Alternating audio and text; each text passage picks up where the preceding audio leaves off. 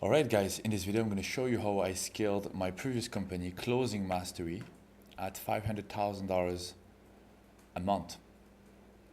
So Closing Mastery was an offer and I was training and staffing closers in the French market. So the course was like €3,000 and I was training people who want to make money online, become an appointment setters or a closer for 3K, and I was staffing them to company hiring closers. So today I'm going to share with you the funnel that I was doing and what worked the best. So on the main channel, I had YouTube ads. YouTube ads is by far the best channel. Why? Because it's very consistent. I was doing this, I started 2021 until 2025. So YouTube is just like, it's just bonds for me. You know, when you invest in bonds, it's just like, it's predictable, it's consistent, it doesn't break, unless the algorithm like really doesn't like you and start to ban all the videos that you're doing. But that's fine because we had a rep at YouTube, because we were a big spender and they were helping us fix those problems. But when you crack the code, it takes a bit more time than Meta ads, and the algorithm takes a little bit more time to learn. But when you crack the code of YouTube ads, it's just like, it's a highway. It just delivers. And 500K a month. We were spending like 150K on ads per month.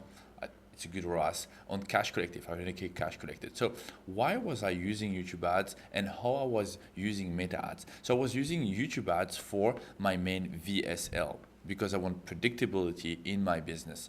Then I was using Facebook ads for my webinars. So what I was doing is that I was spending like the 500K a month was only from YouTube ads.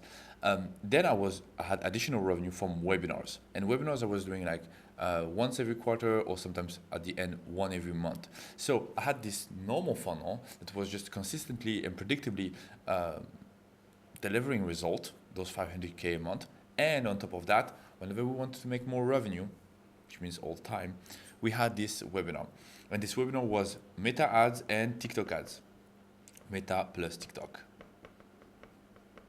So today I'm going to show you how I was managing all this mess and how we were able to make good money with this. So imagine we had like maybe 2 teams of closers. In each team we had like 8 closers and we had 2 sellers per team. So we have like my head of sales, and we had 2 sales manager managing 8 closers with 2 to 3 appointment setter in each sales team. You would tell me, oh, that's a lot of closers, a lot of sellers. Not really, because with this operation, I was able to manage my VSL funnel and my webinar funnel at the same time. So why and how did I come up with this webinar? Very simple. When you have a YouTube and VSL funnel, whatever if it's YouTube or not, but when you have a VSL funnel, if you crack the code, the cost of the acquisition side, the media buying side, and you manage the operation, you're not in the business anymore, because also the delivery is outsourced. So we had coaches taking care of the whole thing. So I was not in the business anymore. So, but I saw it in my conversion rate.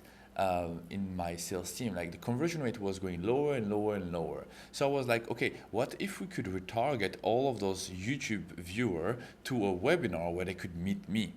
Because in the beginning you want to scale, so you're in the business, it's good, you're making money, but then you're kind of tired because you have to take care of everything. So then you go to the opposite of the pendulum, and then you go, okay, I want to systemize everything. But it's a cost of that. The cost of operation is just huge, because you just need like so many people to manage simple things. And on top of that, you're kind of losing the proximity with the audience, and that has a cost, because I hated to do content. So all of those revenue, I had like a YouTube channel with a few video, but I was not an organic guy. I was just like media buying, performance marketing only. So I came up with this idea of doing those webinars, and it worked, because I was able to get traffic from Meta and TikTok that I was not targeting, and on top of that I was able to retarget all the people that viewed my channel. And we spent like, there's this account right here, we spent 1.6 million, and we had like multiple accounts. So you're kind of getting the best of both worlds. You're getting the consistency of the VSL, and you're getting the spike of a webinar. So that like every quarter you're going to make a webinar, you're going to spend like, let's say 150K. You had like around 8 ROAS on the webinar, because we had like buy now, pay later. So which is amazing, and then you handle it from there. The problem that arise here is the operation of the sales team. How can you manage to have like 1,000 call booked all of the sudden?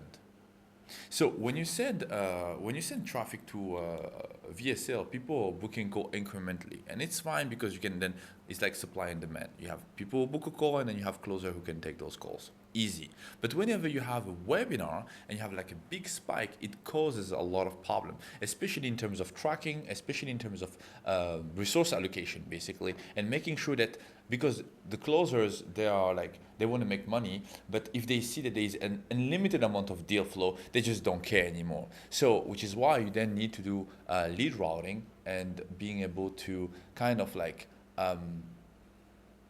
reward the good player, and based on that you just always every month you kind of fire the bottom 20% and you just route the best lead to the top 20%.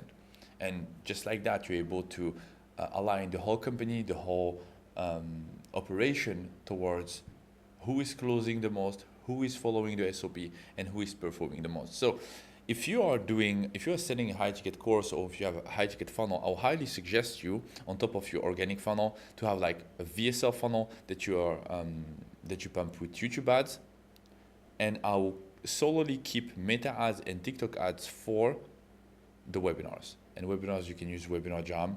I don't like necessarily this software because I think there's a lot of bugs and we had a lot of problem with ActiveCampaign not being able to connect well there. So yeah, that's a problem. The other problem with webinars is the show up rate.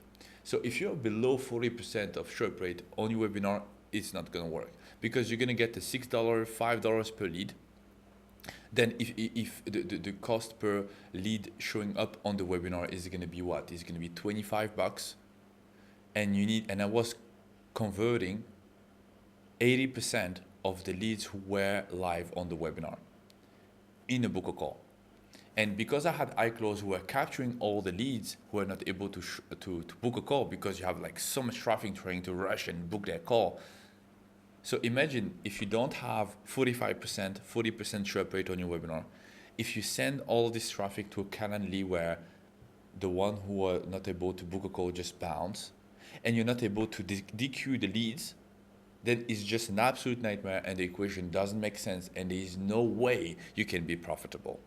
So when I did the webinar, when I started to do the webinar, this is when I realized that I really had to build iClosed because you had like all these calendars and they are fine. You have like Calendly, TD Call, you even have Koala calendar, awesome. But there was nothing like a scheduling funnel. It's kind of the same thing that what ClickFunnels did with website. So you have like a website and you have a funnel.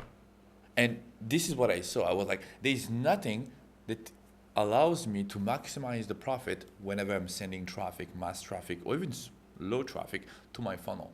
And which is why we built iClosed. So long story short, I digress.